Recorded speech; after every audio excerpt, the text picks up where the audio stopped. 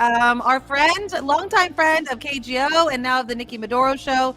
She was the former mayor of Oakland, and she is now running for a higher political office, California State Treasurer. Let's welcome Libby Schaaf to the show. Libby, I apologize. I will fix the name and spelling on my show. I don't know how I misspelled it. I spelled your name a million times when I was at KGO. God. But Nikki, you're one of my best friends, and best friends do it. So, it's so great to see you. I feel like we went through the pandemic together. Yes. So it's just great to reconnect. I'm so happy to hear your voice. I'm so happy to hear that you're staying in politics. So like I mentioned, you've thrown your hat in the race for California State Treasurer. I want to talk about that, but first, explain to people what you've been doing in between no longer being the mayor of Oakland and making this decision to run for treasurer. Nikki, sleeping. I've been sleeping. I love that. I actually have been very busy this year. It's been a great year of continued service, of reflection and research. I got the amazing pleasure of running the Emerge California program. We recruit and train Democratic women because we are out to change the face of power in California. I also was asked by UC Berkeley to teach at their top-ranked public policy school. Oh, nice. And they had me teach public-private partnerships as well as public budgeting and finance. Now, don't go to sleep, everybody. Money actually makes a difference in just about everything that affects your life in the public sphere. And, that's part of my motivation for running for treasurer. And then finally, Nikki, I was really honored. Fancy Harvard, actually awarded me a senior fellowship in recognition of my work with the Oakland Promise. And it's been an opportunity to really think about how we can advance these place-based cradle to career continuums to really make sure that all of our children have every opportunity. Now, explain a little bit more about Oakland Promise, because this turned into like a national program, if I'm correct. Is that right? Well, it's considered a national model. But it's funded only for Oakland. Okay. But we left it with the funding in place for the entire next generation of children in Oakland. That's cool. Every low-income baby gets a $500 college savings account at birth, and their parents are offered financial coaching. And then in kindergarten, every child, regardless of their income, gets a $100 scholarship. And if you want to see something cute, it's little kindergartners holding their scholarship certificates. It is the cutest thing ever. And just working to build a college going culture in all of our schools, having coaches on campus to help parents set up their own college savings accounts, talk to their kids about education. And when I say college, it can be a 4-year degree, a 2-year degree, or a trade certificate. You were just talking about AI. Listen, AI cannot fix your sink. No, it cannot. So we are still going to need people in construction. There are so many great careers out there that can really support a family. And then, of course, we give every low-income student, and actually every student, something who gets into college. We give them a scholarship and what we call persistent support. And we just had our very first cohort of Oakland Promise scholars graduate from college. And it was at a rate that was 66% higher than Oakland overall. So clearly it's working. This idea of from cradle to career is where it's at, but also culturally competent, like grounded in this community because Oakland knows Oakland. Yeah. And I think that you're so correct when you talk about, it doesn't seem like a lot, even though to a kindergartner holding a $100 scholarship is a lot. It's the mentality. And I feel like sometimes that can be the hardest thing to change about people, is like you look at your immediate surroundings and you think that this is all that it's going to be. And that could be at the family level, the city level, the county, or in our case, the state level, where, Governor Newsom just came out with, his budget plan and everybody's having their own opinions about it. So as a candidate for California State Treasurer, first off, explain what that umbrella holds. Because obviously, I would say the purse strings you hold the purse strings. But explain it for people and why you want to be that and why you're the most qualified to be that. Yeah. Yes and no. The treasurer it doesn't actually like pass the budget, but the treasurer is like the chief investment officer and oversees a number of both financing programs. So just like you had to like get a mortgage on your house or take out a loan to buy your car, sometimes the state of California, in fact, often the state of California needs to actually borrow money to do the big important things like affordable housing, clean energy, pollution reduction, financing hospitals, education facilities. Each one of those has a finance authority that the treasurer oversees. Plus, there are a number of savings programs. Now, the Oakland Promise was one of several local college savings programs that actually lobbied the state to do this on a statewide basis. And so just a little over a year ago, California launched the largest college savings program in the country. It's called CalKids. And hey, aunties out there, moms, if you had a baby or you know a baby that was born in California after July 1st, 2022, there is actually a college savings account already established in their name with a little bit of money in it. You just have to go claim it. You guys Google CalKids and see if your baby already has a college savings account. Chances are they do.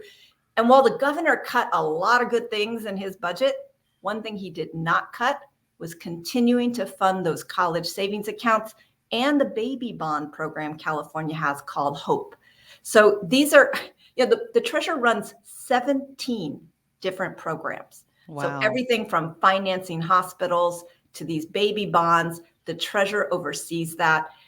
And, Nikki, you know me well enough. Like I'm a little geeky. I'm a geek girl. Like I love, these technical things in government, but I want to connect them to people's everyday lives. And I don't know any other mayor that is likely to be in this race.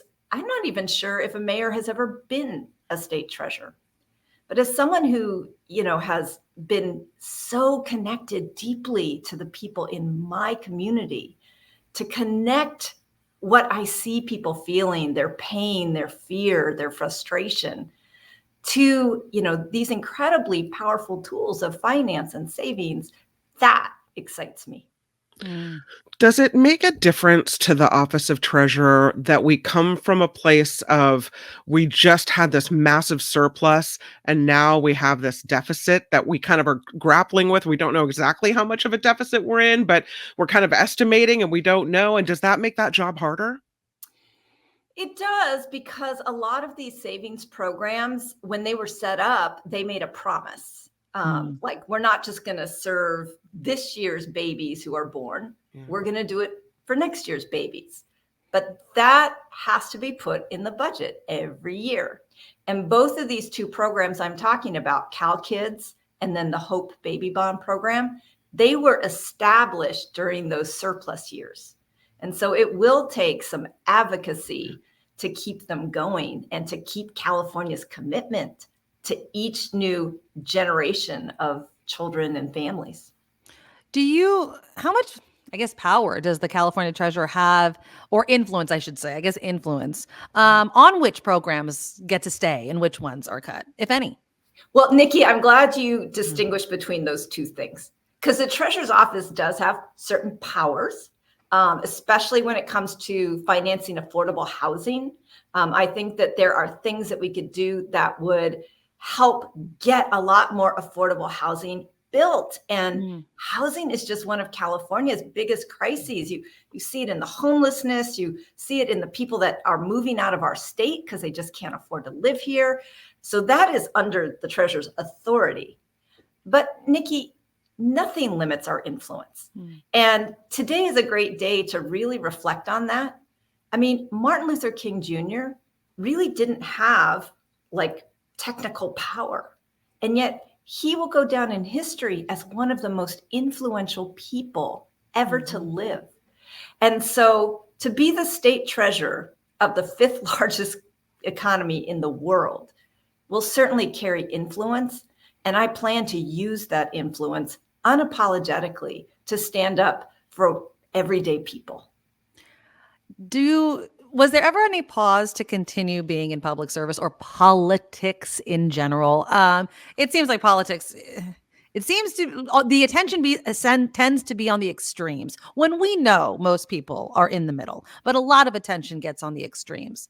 Does that ever worry you? I mean, you were a target for former President Trump. You know what it's like to have that kind of criticism surrounding you, and yet you seem to want to continue in this public service political life. Why? If not me, who? If not now, when? I mean, it's it's a famous quote. Right. Yeah. And again, today's a day that I reflect on both the good and the bad of public service. This will be one of the first Martin Luther King weekends in a long time where I haven't had a big protest at my house. Oh, wow. And, I think about how my mom raised me. I had just like the best mom in the world. And not only was she a great mother, she was my Girl Scout troop leader. And so kind of in our family, every day was Martin Luther King Jr. Day. And people who work with me will tell you, like, I cannot walk by a piece of trash without picking it up. Like, service is kind of an act of connection to our community, our humanity. And in this time of polarization, I think we need it more than ever. Yeah. And public service is a unique role. It's one that I have spent a lifetime learning about, being educated on.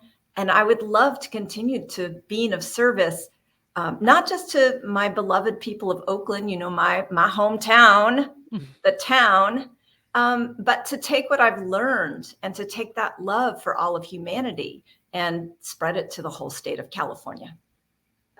I love that. I love the fact that you're obviously an Oakland Bay Area girl, and you don't shy away from it, which, sometimes, and I know you probably feel the same thing. I'm sure Kim does as well. When people start to criticize the Bay Area or California in general, it's like this nagging thing. Like, you don't know how good it is. We're huge. We have a huge economy, as you just mentioned. And with that comes a lot of different types of problems.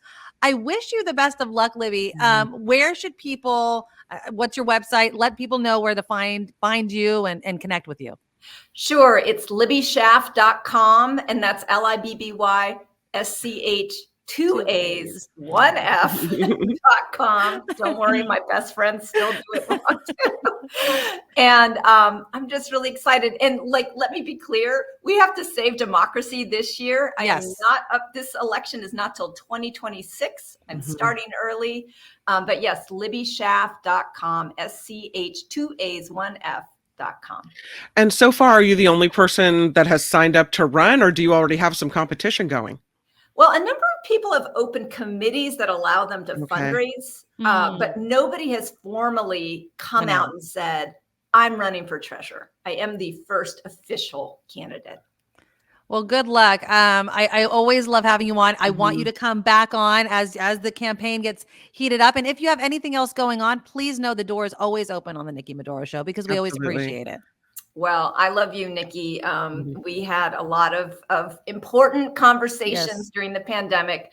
I'm looking forward to more to come. Absolutely. Thank you so much. Happy Martin Luther King Jr. Day. And thanks for being on the show. Bye. That's Libby Schaaf, of course. She is running for California's state treasurer. 2 A's, 1 F. I don't know how I misspelled that.